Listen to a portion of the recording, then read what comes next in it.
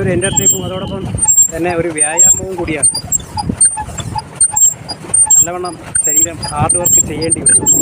അതുകൊണ്ട് അത് ചെയ്യാൻ പറ്റുന്നവർ മാത്രം ഈ പെഡൽ ബോട്ട് എടുക്കുക.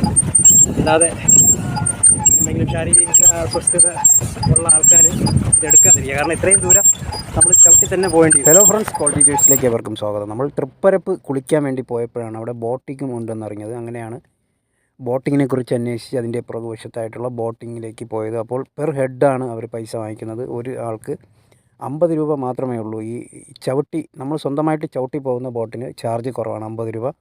കുട്ടികളാണെങ്കിൽ നമുക്ക് 25 രൂപ കൊടുത്താൽ മതിയാവും. പുറകിൽ ഇരുത്താൻ പറ്റും. 5 പേർക്ക് വരെ ഒരു ബോട്ടിൽ ഇരിക്കാൻ സാധിക്കും. ഇനി ഈ ബോട്ട് ചവിട്ടാൻ പറ്റാത്തവർ മാത്രം എൻജിൻ ബോട്ട് എടുക്കുക. അത് ചാർജും കൂടുതൽ. ഡെയിലി എക്സർസൈസൊക്കെ ഉള്ളവർക്ക് ഇത് സുഖമായിട്ട് ചവിട്ടാൻ പറ്റും. എന്തായാലും കുറച്ച് ദിവസം എക്സസൈസ് ചെയ്യാത്തതിൻ്റെ ഒരു ബുദ്ധിമുട്ട് എനിക്ക് ചവിട്ടിയപ്പോൾ ഉണ്ടായി. എന്തായാലും തൃപ്പരപ്പ് വരുന്നവർ ഇതുകൂടി ബോട്ടിംഗ് സർവീസ് കൂടി ഒന്ന് ആസ്വദിച്ചിട്ട് പോവുക. 5 വയസ്സിനൊക്കെ താഴോട്ടുള്ള 7 വയസ്സിനൊക്കെ താഴോട്ടുള്ള കുട്ടികൾക്ക് ഹാഫ് ടിക്കറ്റ് മതിയാവും. പെർ ഹെഡ് ടിക്കറ്റാണ് ഇവിടെ വാങ്ങിക്കുന്നത്. പെർ ഹെഡ് മുതിർന്ന ആൾക്കാർക്ക് ഫുൾ ടിക്കറ്റും കുട്ടികൾക്ക് ഹാഫും. അങ്ങനെയാണ് ഇവിടുത്തെ രീതി.